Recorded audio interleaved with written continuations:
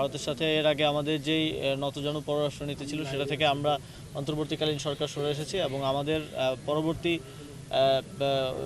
সম্পর্কটা চলমান থাকবে আমাদের ন্যাশনাল ইন্টারেস্ট অর্থাৎ জাতীয় স্বার্থকে সামনে রেখেই, জাতীয় স্বার্থকে কম্প্রোমাইজ করে কোনো রিলেশনে আমরা ইন্টারন্যাশনাল রিলেশন আমরা বিশ্বাস করি না।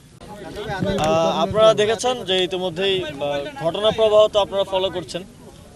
এর মধ্যে হাই কমিশনে আমাদের ডেপুটি অ্যাসিস্ট্যান্ট হাই কমিশনের হামলার ঘটনায় ভারতীয় অ্যাম্বাসেডরকে তলব করা হয়েছে এবং তারা দুঃখ প্রকাশ করেছে এবং ভারতের পররাষ্ট্র সচিব বাংলাদেশে এসেছে। আমাদের মাননীয় প্রধান উপদেষ্টা সহকারে আরও কনসার্ন যারা আছেন তাদের সাথে বৈঠক হয়েছে এবং সেখানে ভারতের পক্ষ থেকে রাষ্ট্রীয়ভাবে আমাদের সাথে সম্পর্ক উন্নয়নের জন্য তারা জোর দিয়েছেন। তবে আমাদের দিক থেকে যেটা বলা হয়েছে সেটা হচ্ছে আমাদের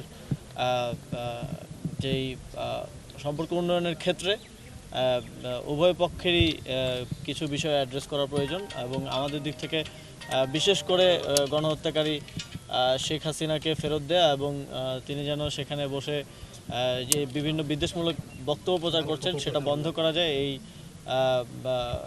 এই কথাটি বলা হয়েছে। এর পাশাপাশিও আরও কিছু ইস্যুস যেগুলো আপনারা জানেন আমাদের রেগুলার ইস্যুস, তিস্তা সহ যেই পানির বন্টন সহ যেই সমস্যাগুলো সেগুলো অ্যাড্রেস হয়েছে, সেগুলো নিয়ে কথা হয়েছে।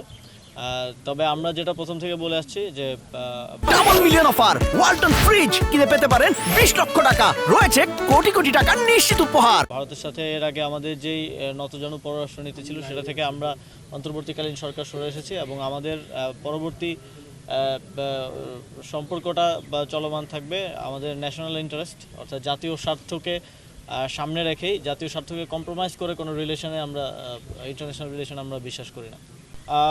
জনপ্রতিনিধি ছাড়া আসলে স্থানীয় সরকার চালানো গভর্নমেন্ট অফিসিয়ালস দিয়ে খুব টাফ হয়ে যাচ্ছে এবং আপনারা জানেন আমাদের যারা অফিসিয়ালস আছে অনেকেই অতিরিক্ত দায়িত্বে এই জায়গাগুলোতে আছেন, ফলে নাগরিক সেবার ক্ষেত্রে অনেক বিঘ্ন ঘটছে। তারপর আমরা চেষ্টা করছি সর্বোচ্চ নিশ্চিত করার। সেজন্য আমার তো চাওয়া এটাই থাকবে এবং অলরেডি স্থানীয় সরকার সংস্কার কমিশনের যিনি প্রধান তিনিও বলেছেন যে স্থানীয় সরকার নির্বাচনটা প্রয়োজন। তবে নির্বাচন কমিশনেরও প্রস্তুতির বিষয় আছে। সব কিছু মিলে এটা একটা যেহেতু একটা রাষ্ট্রীয় ডিসিশন, আমি সর্বোচ্চ পর্যায়ে এটা নিয়ে কথা বলবো। ইলেকশন কমিশন মোটামুটি ভোটার হালনাগাদ সহকারে যেই বেসিক জিনিসগুলো সেগুলো শেষ করলে আমরা হয়তো একটা স্থানীয় সরকার নির্বাচনের কথা ভাবতে পারি। ইতিমধ্যে কথা হচ্ছে আপনারা জানেন এটা একটা অনেক বড় ডিসিশন। এর সাথে আরও অনেক কিছু জড়িত, যেহেতু একটা ডিভিশন হলে সেখানে প্রত্যেকটা অধিদপ্তর মন্ত্রণালয়ের সব অবকাঠামো করতে হয়, অনেক এখানে আর্থিক সংশ্লেষেরও বিষয় আছে। তো এখানে অনেক স্টেক হোল্ডার্স আছে এই ডিসিশনটা নেওয়ার ক্ষেত্রে। তবে আমি আশাবাদী যে খুব দ্রুত সময়ের মধ্যে এই বিষয়ে আমরা একটা সিদ্ধান্তে আসতে পারবো।